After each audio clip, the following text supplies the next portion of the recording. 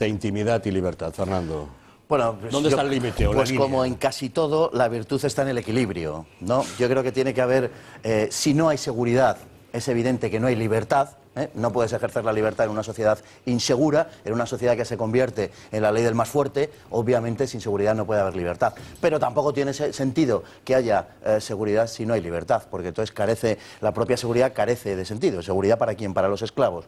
Entonces hay que tener mucho cuidado con eso, porque efectivamente, como se ha apuntado, estamos en un retroceso de lo que es la libertad profunda del hombre en las últimas décadas, y yo sería muy exquisito en ese tipo de cuestiones de forma particularmente clara, es decir, que estuviera recogido por la ley de una forma muy clara, porque caminamos hacia un control casi orwelliano de las personas en el mundo occidental, ¿eh? Entonces es un tema preocupante, pero es verdad que la amenaza a la libertad y a la seguridad es muy clara. Hasta tal punto es clara, y hasta tal punto yo creo que es aguda en este momento, que es inevitable que aparezcan algunas tesis conspiranoicas.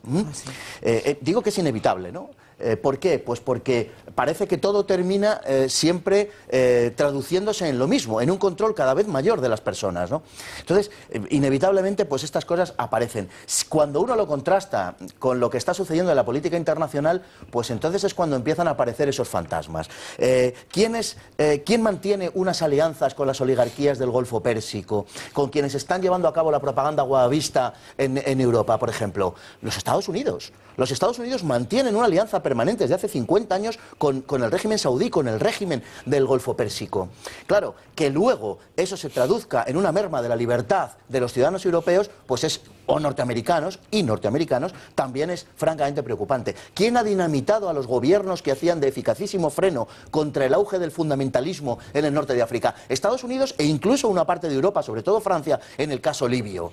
¿Quién ha estado promoviendo a los insurgentes en Siria contra el régimen de Bashar el-Assad? Peligrosísimos insurgentes contra un régimen que será lo que sea, pero que es un régimen que mira hacia Occidente, que es un régimen modernizante en términos genéricos. Los Estados Unidos y Europa ha estado apoyando eso. ¿Y quién ha removido a un régimen como el de Saddam Hussein, que no era recomendable por ningún concepto, pero que ha terminado convirtiendo en un avispero invivible el antiguo Irak, que era un régimen, desde luego no modélico, pero en el que las mujeres tenían sus derechos, en el que los cristianos incluso estaban en el gobierno? Occidente, es decir, hemos creado nosotros el monstruo. Por lo tanto, digo que es inevitable que esas tesis de tipo, vamos a llamarle conspiranoico, se abran paso, precisamente porque al final todo termina en lo mismo, en el cuestionamiento de la libertad en Europa.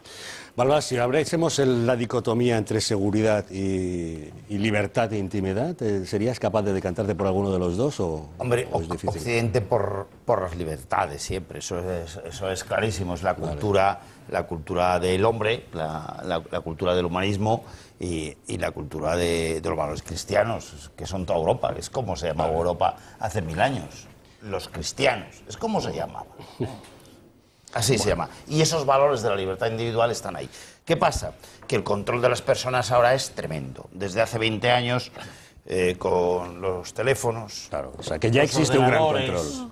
Con Hacienda, tan fácil. Ya, pero es que hoy Hacienda, hoy que es el que controla toda tu vida. Entra en cualquier teléfono, en cualquier ordenador de un juez, de una empresa, de una persona. Entonces, eso en 20 años, la aceleración de la telecomunicación es tan tremenda que si los controles no se aplican a lo que debe ser la seguridad, porque la seguridad tiene que ser para personas que ponen en riesgo el Estado. Es decir, claro, si hay una amenaza a la seguridad, se debe limitar las libertades, pero no se debe utilizar la disculpa para ir a dominar y utilizar medios del Estado para la dominación política, mediática, incluso que estamos económica. Ya todos totalmente monitorizados. Pero si absolutamente. ¿Y ustedes qué opinan acerca del debate que les estamos planteando? El debate de la seguridad versus el de la libertad y la intimidad. Sira, cuéntanos, ¿qué nos están diciendo? Pues además de hablarnos de ese debate donde, por cierto, las opiniones están bastante divididas,